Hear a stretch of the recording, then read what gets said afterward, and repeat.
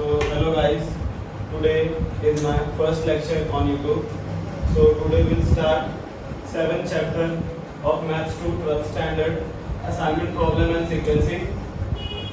और ये चैप्टर का वेटेज बोर्ड एग्जाम में 6 मार्क्स का होता है। बहुत ही इजी चैप्टर है और इजीली आप लोग को समझ में आ जाएगा। 2 एक्सरसाइज है इसके अंदर और दोनों एक्सरसाइज में सिंपल से क्वेश्चंस है और बहुत ही इजी भी है।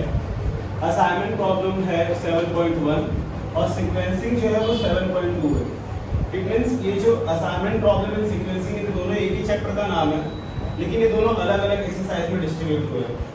दोनों एक्सरसाइज एक दूसरे से बिल्कुल डिफरेंट है, ठीक है। तो मैं आज पहले आप लोगों को 7.2 कराऊंगा एंड उसके बाद आपको 7.1 कराऊंगा। ओके, सो हम 7.2 स्टार्ट करते हैं। 7.2 में क्या लिखा हुआ है? सीक्वेंसिंग। 7.2 में हम सीक्वेंस के बारे में पढ़ेंगे। तो सीक्वेंस का मतलब क्या होता है? जैसे आप लोगों ने सुना होगा कि कोई भी नंबर आगे पीछे, बड़ा नंबर आगे रहता है, छोटा नंबर पीछे रहता है, या कभी छोटा नंबर बीच में रहता है, बड़ा नंबर कहीं और रहता है। लाइक कि कोई भी ऑर्डर में लिखा होता है तो हम उसको एक बार असेंडिंग ऑर्डर या डिसेंडिंग ऑर्डर में अरेंज करते हैं। लाइक हम उसको एक सीक्वेंस में लिखते हैं। तो इसमें हम लोग वही करेंगे, हमको नंबर दिया रहेगा, उसको हमको एक सीक्वेंस में लिखना है। ओके, सो सीक्वेंस में इस चैप्टर में बेसिकली है क्या कि कोई फैक्ट्री है, कोई कंपनी है, वहां पे काम करने के लिए 2 मशीनें होंगी या 3 मशीनें होंगी। तो हर मशीन में काम करने के लिए कुछ टाइम लगता है, ठीक है। जैसे एक मशीन ने काम किया, उसको 4 घंटे लगे, फिर वो थोड़ी देर के लिए बंद हुआ, फिर चालू हुआ, फिर उसने कुछ टाइम लिया, फिर बंद हुआ। तो ऐसे करके दूसरा मशीन देगा, वो भी कुछ टाइम लेगा, फिर बंद होगा, कुछ टाइम लेगा, फिर बंद होगा। तो वो नंबर हमको छोटा बड़ा आगे पीछे करके लिखा होगा। तो उस नंबर को हम लोग को एक वे में लिखना है, तो उससे हमारा सीक्वेंसिंग निकल जाएगा। ये मैंने आपको खाली सीक्वेंसिंग का इंट्रो दिया है। अब जब आप सम पढ़ोगे आपको बहुत ही इजी चैप्टर लगेगा और मैं इसको बहुत ही इजी वे में सिखाने वाला हूँ। मेरा एक क्वेश्चन अगर आपने अच्छे से देखा तो आई एम श्योर आप बाकी के सारे क्वेश्चन खुद से कर लोगे। सो एक बार आप फोकस करो इस क्वेश्चन पे। 7.2 का मैं फर्स्ट क्वेश्चन कराने जा रहा हूँ, तो आप इस पे फोकस करो। एक क्वेश्चन अगर आपने अच्छे से देखा तो बाकी आप अपने आप से कर ले जाओगे, आई एम श्योर। तो ठीक है, एग्जाम में सर पॉइंट ये उठता है कि सर एग्जाम में हमको कैसे पता चलेगा कि इसका क्वेश्चन आया। ओके, तो एग्जाम में हिंट के लिए मैं आपको बता दूं, क्वेश्चन में या तो टोटल एलिप्स टाइम लिखा होगा, मैं बताता हूँ क्या होता है इसका मतलब, या फिर आइडल टाइम लिखा होगा, या फिर ये सीक्वेंस ही लिखा होगा। ओके, या फिर आइडल टाइम लिखा होगा, या फिर एलिप्स टाइम लिखा होगा, या फिर ये सीक्वेंस ही लिखा होगा। गाइस मेरे पास ये हमारा 7.2 का फर्स्ट क्वेश्चन है सीक्वेंसिंग का। तो आप लोग टेक्स्ट बुक में ओपन करके देख सकते हो, मेरे पास टेक्स्ट बुक है यहाँ पे, आप अपने बुक में देख सकते हो। मैं एक बार क्वेश्चन रीड कर देता हूँ। मैंने सारे क्वेश्चन तो नहीं लिखे स्टूडेंट्स, मैंने सिर्फ वही लिखा है जो मेरे को जरूरत है। बाकी जो ऊपर थियरी कॉन्सेप्ट है वो मैं नहीं लिख रहा हूँ, मैं खाली उसको रीड कर देता हूँ टेक्स्ट बुक से। आप अपने टेक्स्ट बुक से आप उसको रेफर करो। So start. A machine operator has to perform 2 operation, turning and threading on 6 different job। मतलब एक मशीन ऑपरेटर है जिसको काम करने के लिए दो काम है उसके पास, लाइक टर्निंग एंड थ्रेडिंग, और 6 टाइप के डिफरेंट जॉब है। The time is required to perform this operation in minutes for each job is known. हर काम को करने के लिए कुछ मिनट में टाइम लग रहा है, as we see in the board. Determine the order in which the job should be proceed in order to minimize the total time required to complete all the job। मतलब हमको इस question में ये बताना है कि कम से कम कितना टाइम लगेगा हर एक जॉब को कंप्लीट करने में, ठीक है। सो देखो स्टूडेंट्स, इस क्वेश्चन में जो थियरी कॉन्सेप्ट लिखा है ना, उसको देख के हमको डरना नहीं है, हमको सिर्फ ये काम है। और मैंने जैसे कि आपको बता दिया, आपको बोर्ड एग्जाम में फोकस क्या होना चाहिए। आपको तो मैंने हिंट दे दिया है कि एग्जाम में कैसे पता चला क्वेश्चन कैसे इस एक्सरसाइज का है। आपको पूरे क्वेश्चन को रीड करना है। रीड करना इन द सेंस एक बार नजर लगाना है, देखना इन तीनों में से कोई एक वर्ड है क्या। इन तीनों में से कोई भी एक वर्ड दिख गया ना, आप पूरा क्वेश्चन पढ़ो ही मत, फिर ये जो मेन टेबल बनाया है उसको देखो, और उसके बाद जो मैं वर्क कराऊंगा ना उसको देखो। That's it. आपको उसमें ही आपको एकदम इजीली क्लियर हो जाएगा। वो तो मैं आपके रेफरेंस के लिए एक बार खाली पढ़ रहा हूँ क्या होता है उसका मतलब, बाकी इतना वो जरूरी नहीं है। सो इसमें हम लोग को बताना है कि कितना मिनिमम टाइम लगेगा हर एक जॉब को कंप्लीट करने के लिए। तो देखो हमको यहाँ पे क्या लिखा है, required to complete all the job, also find total processing time and idle time। आप अपने टेक्स्ट बुक में देखो आइडल टाइम मिल गया अपने को, तो आइडल टाइम हमको मिल गया ना, एंड प्रोसेसिंग टाइम भी निकालना है। Processing time is nothing but total elapsed time, हर एक काम को करने में कितना समय लगता है वो निकालना है। तो चलो स्टार्ट करते हैं। तो इस सम को कंप्लीट करने के लिए स्टूडेंट हम लोग को सबसे पहले सीक्वेंस निकालना पड़ेगा, क्योंकि ये जो टेबल हम देख रहे हैं जॉब को छोड़ करके, बिकॉज जॉब है 6 डिफरेंट टाइप के जॉब है, तो 6 डिफरेंट टाइप के जॉब में हमारे पास 2 तरह की मशीनें हैं, मशीन कह सकते हो। यहाँ पे क्वेश्चन में time for turning, time for threading दिया है, बाकी क्वेश्चन में मशीन एम, मशीन 1, मशीन 2 दिया होगा, कुछ भी दिया हो सकता है, डिपार्टमेंट ए, डिपार्टमेंट बी, ये अलग अलग हो सकता है। ये नंबर देखो ना, कभी 3, 12, 5, 2, 9, 11, इधर 1 है, इधर 8 है, लाइक नंबर कुछ ऑर्डर में नहीं है, तो हम इन नंबर को ऑर्डर में करेंगे सीक्वेंस के हेल्प से, ठीक है। तो गाइस मैं सबसे पहले स्टार्ट कर रहा हूँ, सीक्वेंस निकाल रहा हूँ, क्योंकि हम पहले सीक्वेंस निकालेंगे उसके बाद हमारा आगे का प्रोसेस स्टार्ट होगा। आप सीक्वेंस निकालना सीख गए ना, आपको आगे का टेबल बहुत ही इजीली समझ में आएगा। तो सबसे पहले हम सीक्वेंस निकालेंगे।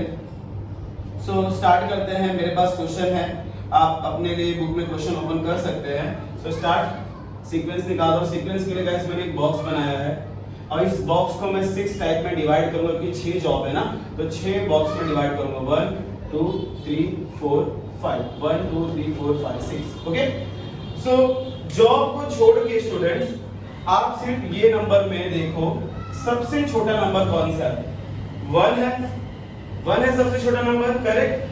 फिर आपने ये तो ढूंढ लिया सर सबसे छोटा नंबर तो 1 है, फिर आप ये देखो कि वो नीचे है या ऊपर, ठीक है ना। नीचे मतलब वो फर्स्ट रो है या सेकंड रो में। तो अगर नीचे हुआ ना स्टूडेंट्स, तो हम यहां से स्टार्ट करेंगे लिखना पीछे से, और अगर यही नंबर ऊपर होता ना स्टूडेंट, तो हम आगे से लिखना स्टार्ट करते हैं। फिलहाल ये नंबर छोटा नंबर इसके अंदर 1 है और वो 1 नीचे है, तो हम यहां से स्टार्ट करेंगे लिखना, ओके। तो इस बॉक्स में क्या लिखना है? ये जो 1 है किस कौन से जॉब में आ रहा है? 6 में, तो यहां 6 लिखेंगे और इस नंबर को हम कट कर देंगे। कट में इसलिए कर रहा हूं स्टूडेंट, ताकि एक बार ये नंबर हमने यूज कर लिया ना, ये वाले रो का, ये वाले कॉलम का नंबर, तो वापस दोबारा रिपीट ना हो करके मैंने इसको कट कर दिया है। आप एग्जाम में इसको पेंसिल से कट करना, बाद में रफ कर देना, पेन से नहीं कट करना वैसे। अब उसके बाद 1 हो गया, फिर आप बताओ 1 के बाद नंबर कौन सा है? 2। अब वो 2 ऊपर है ना, ऊपर है, तो मैंने बताया ऊपर है तो यहाँ से स्टार्ट करना है। और 2 किस कौन से जॉब में आ रहा है? 4, तो इधर 4 लिखेंगे और ये कट हो जाएगा। अंडरस्टूड? ओके। 2 के बाद छोटा नंबर कौन सा है गाइस? 2 के बाद 3। तो यहाँ पे देखो ना, हमारे पास 3 2 है, एक बार ऊपर भी एक बार नीचे, तो डोंट वरी, जो ऊपर वाला 3 है वो 1 में आता है, वो यहाँ से स्टार्ट करेंगे, और जो नीचे वाला 3 है, नीचे किस में आ रहा है? 5 में आ रहा है, वो यहाँ पे लिखेंगे। क्लियर है गाइस? ओके। 3 के बाद छोटा नंबर क्या दिख रहा है? 4 5 दिख रहा है, तो 5 किस में आ रहा है? 3 में आ रहा है, वो ऊपर भी है, तो हम यहाँ से लिखेंगे। एंड रिमेनिंग क्या बचा? फिर एक ही नंबर बचा हुआ है, तो उसके लिए ऊपर नीचे देखने की जरूरत नहीं है, वो किसके अंदर आ रहा है? 2 में आ रहा है। सो गाइस ये हमारा सीक्वेंस था। अभी आगे हम जब ये हमारा सीक्वेंस हो जाता है, उसके बाद हम यहाँ से फाइंड करना स्टार्ट करेंगे टोटल elapsed टाइम। तो टोटल elapsed टाइम के लिए मैं एक कॉलम बना रहा हूँ, आप देख सकते हो। आपको खाली ज्यादा स्टेटमेंट लिखना नहीं है, आपको सिर्फ इतना लिखना है, total elapsed time. Total elapsed time is nothing but we can say that total elapsed time का मतलब होता है कि दोनों मशीन को काम करने में, पूरे जॉब को कंप्लीट करने में टोटल कितना टाइम लगा, वो है टोटल elapsed टाइम, ठीक है। इसका टेबल कैसा बनाना हमको, तो एक बार आप देखो, मैं बना रहा हूँ।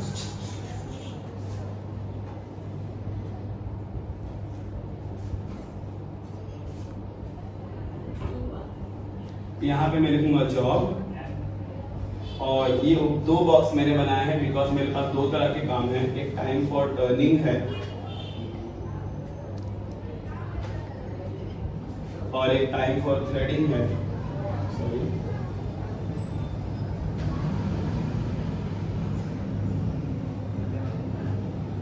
यहाँ पे मैं लिखूंगा इन, यहाँ लिखूंगा आउट। मैं क्लियर करता हूँ सब ये सब क्या है। और जॉब में मैं कौन सा नंबर लिखूंगा पता है? कि जो मैंने सीक्वेंस निकाला है ना, वो नंबर लिखूंगा मैं, 4 1 3 2 5 6, ओके। मैं यहाँ से स्टार्ट करूँगा। सो मैंने ये टोटल एलएफ टाइम निकालने के लिए बॉक्स बना दिया है। जॉब मैंने यहाँ पे जो सीक्वेंस मैंने निकाला वो मैंने सीक्वेंस यहाँ पे लिखा है। यहाँ पे मैंने इस बॉक्स को 2 पार्ट में डिवाइड कर दिया, time for turning and time for threading. फिर in out. What is in out? In means machine कब स्टार्ट हुआ। वी कैन से दैट कि हमने काम कब स्टार्ट किया। ओके एंड देखो गाइस, जब भी हम काम स्टार्ट करते हैं तो इन बिटवीन हम थोड़ा ब्रेक लेते हैं। कोई मशीन 1 घंटा चलता है या 2 घंटा चलता है, उसके बाद वो मशीन थोड़ा सा ब्रेक लेने के लिए बंद होता है। सपोज कोई भी मशीन है ना 0 टाइम से स्टार्ट होता है। आप अगर सुबह ऑफिस में गए या फिर फैक्ट्री में गए तो कोई भी मशीन चालू करोगे तो 0 टाइम से स्टार्ट होगा ना। तो 0 टाइम से स्टार्ट हुआ और बंद, मान लो आपने 4 घंटा काम किया कंटिन्यू, फिर 4 घंटे बाद बंद किया तो यहाँ पे 4 आएगा। लाइक मशीन में भी कंटिन्यू काम किया फिर बीच में बंद कब किया उसको बोलते हैं हम out. And same as it is time for threading में भी इसका यही मतलब होता है। तो चलो हम स्टार्ट करते हैं। कोई भी मशीन इन 0 से होता है, हमेशा याद रखना, कोई भी मशीन इन 0 से होता है। 4 के सामने लिख दिया। बहुत ध्यान से देखना गाइस, बहुत इजी है। यहाँ पे हमने लिखा टाइम फॉर टर्निंग, तो आप सिर्फ टाइम फॉर टर्निंग में देखना, ऊपर वाले बॉक्स में देखना। ये लाइन मैंने जो बनाया है, मैंने जैसे कि बताया बोर्ड में आप रफ कर देना जब आपको सीक्वेंस मिल जाएगा। आप टाइम फॉर टर्निंग में देखना सिर्फ। तो टाइम फॉर टर्निंग में 4 देखना, टाइम फॉर टर्निंग में 4 देखना। कितना नंबर है? 2 ना, तो 0 में ये 2 ऐड करना, 0 + 2 2, फिर ये 2 गाइस यहाँ पे लिख देना 1 के सामने। ध्यान से देखना, आप खाली एक गेम लगेगा आपको कि हम गेम खेल रहे ऐसा लगेगा। पहले हमने क्या किया, टाइम फॉर टर्निंग में 4 देखा, 4 में 2 है तो 0 + 2 2 यहाँ लिखा, फिर 2 हमने यहाँ डाल दिया। फिर टाइम फॉर टर्निंग में अभी आप 1 देखो, 1 कितना है? 3, तो 2 यहाँ पे है और ये 3 ऐड करेंगे तो कितना हो जाएगा? 5। फिर गाइस आपको 5 यहाँ लिखना है। फिर टाइम फॉर टर्निंग में 3 देखो, कितना है? 5, तो 5 तो यहाँ लिखा ही है और एक 5 यहाँ पे भी है तो क्या हो जाएगा? 10 यहाँ लिखना है। फिर टाइम फॉर टर्निंग में 2 देखो, टाइम फॉर टर्निंग में 2 कितना है? 12, तो 10 + 12 = 22, तो 22 आपको फिर नीचे लाना है। फिर टाइम फॉर टर्निंग में 5 देखना है, 5 में कितना है? 9, तो 22 + 9 = 31, 31 यहाँ आएगा। एंड टाइम फॉर टर्निंग में 6 देखना है, कितना है? 11 है गाइस, ये लाइन की वजह से छूट गया 1, तो 31 + 11 = 42। सो ये हमारा टाइम फॉर टर्निंग का कंप्लीट हुआ है। As it is we can solve time for threading. बस इसमें हमको एक छोटा सा माइनर एक और चीज आएगा। सो आपको ये क्लियर है? आई होप ये क्लियर हो गया होगा आपको। नाउ अब हम टाइम फॉर थ्रेडिंग का करते हैं। कभी भी कोई मशीन 0 से स्टार्ट होता है, फर्स्ट मशीन, लेकिन जो उसका सेकंड वाला पार्ट होगा वो कहां, उसका इन कौन सा होगा पता है? जहां पे फर्स्ट वाले मशीन का आउट हुआ होगा ना स्टूडेंट्स, वहीं से इसका इन होगा। ऑलवेज रिमेंबर, जहां पे ये आउट होगा वहीं पे ये इन होगा। हर एक क्वेश्चन में याद रखना। अभी जैसे कि हमने टाइम फॉर टर्निंग में ये सारे सीक्वेंस को लिया था ना, वैसे ही अभी हम टाइम फॉर थ्रेडिंग में ये सारी का यूज करेंगे। ठीक है, फिर टाइम फॉर थ्रेडिंग में 4 देखो, सेम एज इट इज जैसे आपने टाइम फॉर टर्निंग में लिया था वैसे सेम आपको टाइम फॉर थ्रेडिंग में देखना है। तो टाइम फॉर थ्रेडिंग में 4, टाइम फॉर थ्रेडिंग में नीचे वाले में 4 कितना है? 6, 2 + 6 हाउ मच? 8। फिर जैसे आपने यहाँ पे ऐड करके लिख दिया था ना, यहाँ पे भी वही सेम लिखना है, बस इसमें एक माइनर सा चेंजेस आ जाए। जैसे कि मैंने कहा था आपको ना गाइस, इसको और इसके आउट को कंपेयर करना है कि दोनों में से बड़ा कौन सा है। यहाँ पे इस केस में 8 बड़ा है तो हम 8 लिखेंगे, अगर ये बड़ा होता तो हम यहाँ पे लिखते हैं नंबर को, वो आगे देखेंगे अगर ऐसा केस आया तो। फिर टाइम फॉर थ्रेडिंग में अभी हम 1 देखेंगे। टाइम फॉर थ्रेडिंग में 1 कितना है? 8 यहाँ पे है, 8 8 16। अगेन हम एक 10 और 16 में कंपेयर करेंगे, क्या बड़ा है? 16, तो वही 16 लिखेंगे। ठीक है ना। फिर टाइम फॉर थ्रेडिंग में अभी हम 3 देखेंगे। सॉरी गाइस, मेरा नंबर ऊपर नीचे हो रहा होगा, आप सीक्वेंस में लिखना अपने बुक में अच्छे से। टाइम फॉर थ्रेडिंग में 3 कितना है? 9, 16 + 9 = 25। अगेन 22 और 25 को कंपेयर करो, क्या बड़ा है? 25 बड़ा है। एंड टाइम फॉर थ्रेडिंग में हमारा अभी 3 हुआ। तो स्टूडेंट्स वो मेरे थोड़ा नंबर ऊपर नीचे हो गया तो इसके लिए मैंने लाइन ड्रॉ कर दिया, बिकॉज वो कंफ्यूजन हो रहा था कौन सा नंबर किसके लिए था। तो आपको भी इजीली समझ में आ जाएगा। देन यहाँ तक हमारा कंप्लीट था।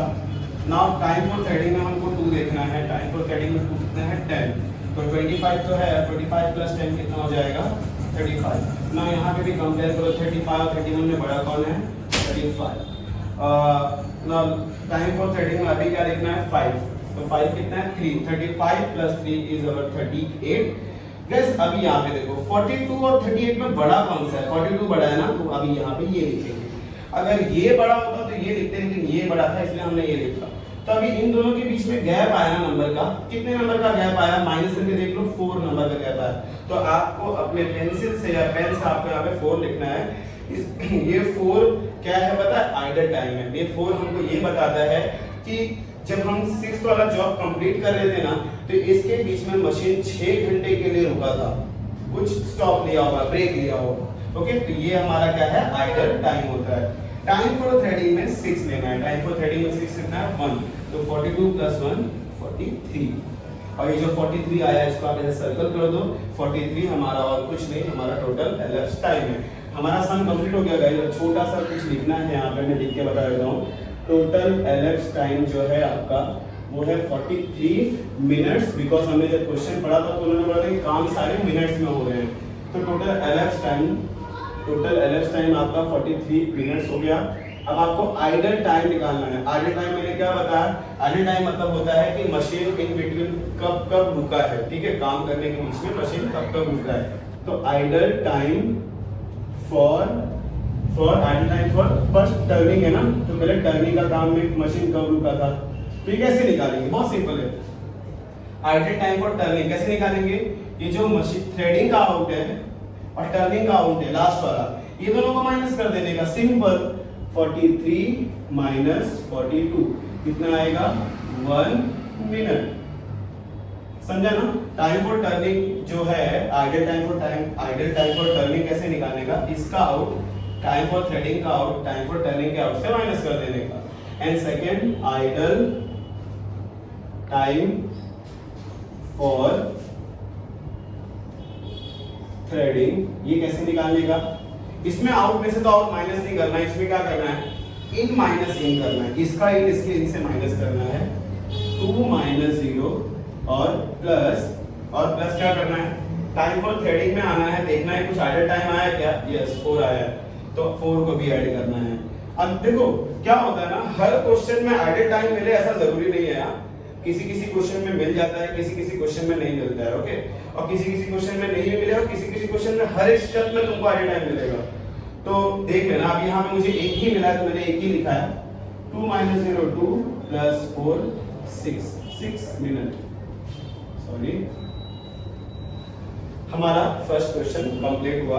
आप ऐसे ही as it is question number 2 भी कर सकते हैं। मैं आपके लिए एक क्वेश्चन और इसका करूंगा ताकि आपको अच्छे से क्लियर हो जाए। Thank you.